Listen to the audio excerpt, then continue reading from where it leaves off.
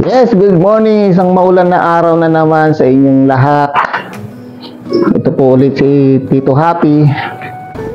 So anyway, maraming salamat nga po pala dun sa mga nag-comment at sa nag-PM about dun sa post ko ng prayer request. So maraming salamat po. At dun sa mga nakakita, sa mga nag-like, sana po next time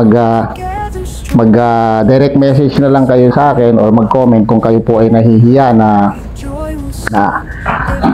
magbigay ng inyong prayer request. Alam po ninyo, napaka-importante po sa atin ng nananalangin. Kaya wag po natin kakalimutan na tayo ay manalangin ng pansarili natin o yun, tayo mismo yung nananalangin sa Diyos.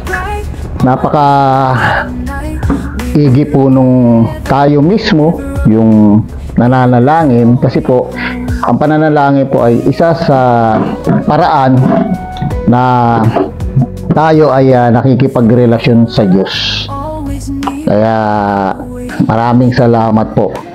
So ayun, sa mga may prayer request or meron pang request, pwede pa po kayo mag-comment dun sa post ko habang nandun pa po siya sa page ko, habang nakikita nyo pa po siya, para maisama po natin sa panalangin ang inyong mga concern. Kasi alam po ninyo, iba pa rin yung motibo sa ating pananalangin, yung motibo ng puso. Yan po, napaka-importante po niyan.